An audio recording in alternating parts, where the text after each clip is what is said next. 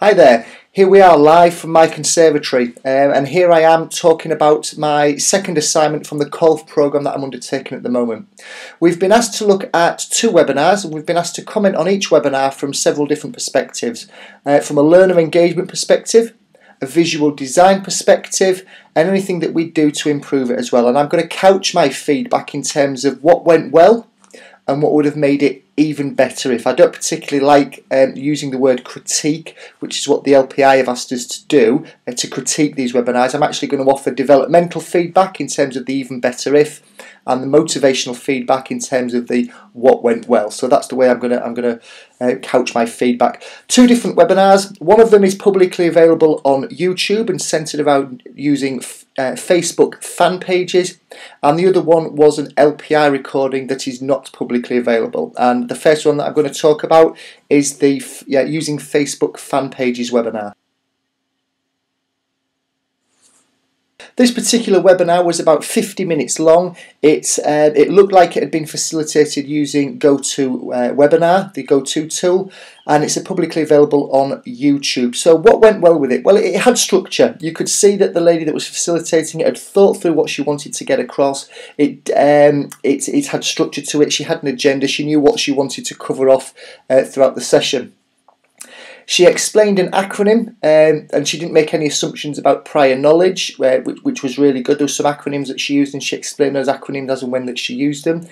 Images were used. It wasn't pure text throughout. There was a fair amount of text, but she did make it. There were screenshots, there were examples that she'd taken as to how to undertake certain processes, good practice examples that she'd used. So there were images within the webinar itself. She did a recap after 33 minutes on what they'd covered, which you would normally do at the end, but if the session was about 50 minutes long, as you can see, there was a heck of a lot still to talk about after she'd done the session recap. But there was a recap in there on the formal structured element of the webinar, and there was also a call to action as well, which I thought was quite good and quite a good idea. Rather than just leave delegates with the information, there was actually a call to action. Admittedly, that call to action looped its way back round to being generating profit for her business and generating income and interest in her business. But why not? She was running a business, so her call to action involved certain things, one of which or some of which were actually getting in contact with her to perhaps take up some business. So those were the what went wells. The even better ifs. Well, she said, please hold your questions to the end, which in a 50-minute webinar is something of a task really, and she could really be setting herself up for a few problems if she waits to answer 50 minutes of questions at the very end. I thought that she should have invited the questions as and when they were in people's heads, addressed them at that point, addressed them whilst they were in context, addressed them while people could still remember their question, but she asked them to leave it to the end, which I thought was an area for development. There was lots and lots of waffle about the facilitator themselves, who she was, what she did, what she'd done in the past, how she'd done, and what she was doing at the moment. Some of it was relevant. Some of it was in context and helped to set up why she was the subject matter expert in speaking about this subject. A lot of it I thought was irrelevant. Some of it was relevant, but I thought that would have been a really good thing to put in some sort of pre-session marketing material. Possibly make a video like I'm doing now. Possibly just create some text and use that as part of the marketing approach, so when people sign up for the webinar they can see the credentials of the person that's facilitating it. I thought it was a fair amount of waste of time and attention putting it in the webinar itself. Lots of facts and figures were introduced about how popular Facebook is and how many fan book pages there are and so on and so forth. Again, I would have put that in the pre-marketing material myself as a motivator to come on the session itself, as a what's in it for me. There was no reference to where the facts and figures actually came from, which is always a little bit of a bugbear of mine. All she simply had to do on those slides, I felt, was to put a shortened URL in the bottom right hand corner, and so people could have actually gone and researched those facts and figures and made sure that she hadn't just made them up, which I'm sure she didn't. I'm sure she'd taken them from Facebook's pages, but it would have been nice to have a link to actually go and look at those for myself. I mentioned earlier that she did use images, and she did indeed use them, but they were alongside bullet points. So all of a sudden we had a list of bullet points on the page, we had an image, and we had her talking, and it was, for me, it was just a recipe for overload. Do I give all my attention to the listening? Do I pay attention to purely the bullet points? Do I look at the image? Of course, what I actually do is I try and split my attention across all three, and for me, there was just a risk that something was going to be missed. At 14 minutes 55 seconds into the webinar, there was an overt question asked on the screen, and there it was, framed as a question with a question mark at the end of it, but it was never actually posed to the attendees, which I thought was a bit odd, really. It was on the screen, but it was never actually directed at the attendees.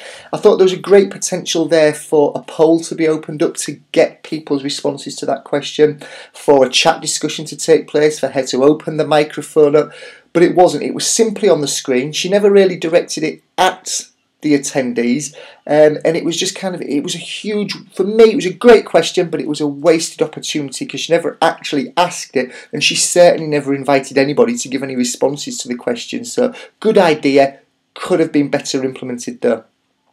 And towards the end, probably towards the latter half of the webinar, we saw lots and lots of screenshots of Facebook fan pages and how different organisations, small to large to hardly known to massive global organisations, were using Facebook fan pages, how they were using apps, how they were using like buttons, but they were all screenshots. For me, again, that was a great opportunity to actually share her desktop and to allow people to actually see these websites for real, in real time, and actually be able to see how navigate them and see how the apps work and see how the like button works, and be able to see the actual Facebook fan page, like I've said, in real time, rather than it being a screenshot that could be an hour old, a week old, a month old, a year old. It was just, again, it was a good idea to visually show what those Facebook fan pages look like. For me, though, it would have been far better if she'd actually shown the real Facebook pages. And of course, one of the benefits of modern virtual classroom tools is they allow you to share your desktop, they allow you to share apps. So she had the potential to do that, but never took up on it. So there's my recap from the first webinar. It was okay. I doubt it ticked many of the COLF assessments boxes, but there is a little twist in the tail, and I'm not going to tell you what that twist in the tail is until I've spoken about the second webinar. So on to this second webinar then. It looks like it's not a public webinar, I believe. It's one that's available only to COLF attendees, and it looks like it involves previous COLF students or previous COLF assessors being involved in that. And it was around the subject of using some formulas within Microsoft Excel. So what went well?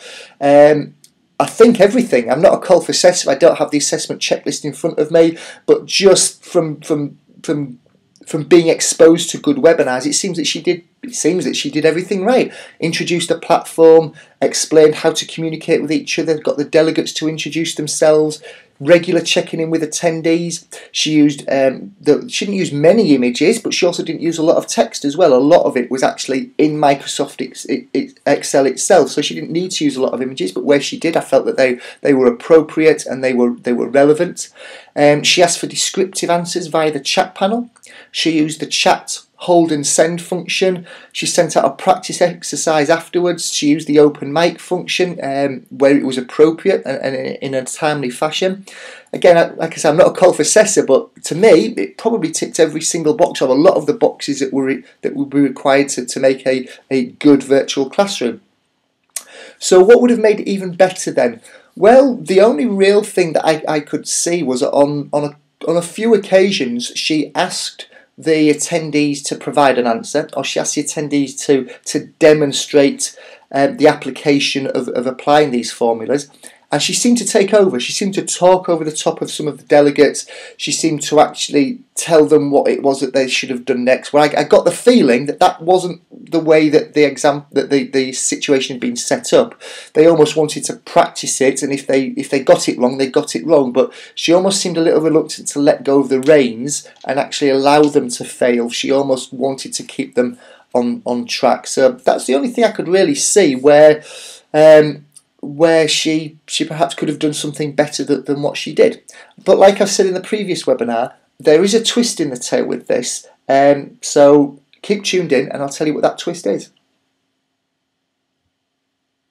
So this twist in the tail that I keep talking about, side by side, look at the two webinars side by side. Technically, I feel that the second webinar, the one about Microsoft Excel, was technically a better webinar.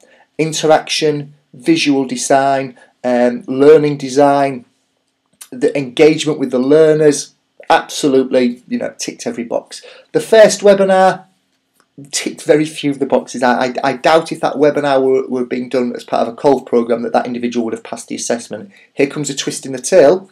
I preferred the first webinar. I preferred the one that had very little engagement. I preferred the one where she asked people to hold the questions for the best part of 50 minutes and bring them up at the end. I preferred the one where she didn't actually take us into Facebook and show us around it, but she only delivered us some screenshots. Why did I prefer the first one? Because of the C word, context. I don't use Microsoft Excel. If I did, I probably wouldn't be using those sorts of formulas, or I would learn at the moment of need as to how to do them. The context of the first one, for me, in my life at this moment in time, was far more relevant. I was prepared to sit through 50 odd minutes of quite technically poor webinar, even though the LPI suggested we only sit through the first 20 in the last 5 or 10 minutes. I sat through the whole thing because it actually was relevant to me, and I got information from it that would be quite useful. The second webinar, whilst technically, I imagine, very, very, very good, just wasn't in context for me. I found it quite boring. It didn't have any context for me. I'm not going to use that. I only logged in and looked at that webinar because I'd been asked to, not because I chose to, as opposed to the first one that actually I've been looking around on YouTube for that type of information anywhere, and thankfully the Learning Performance Institute and COLF actually directed me to it.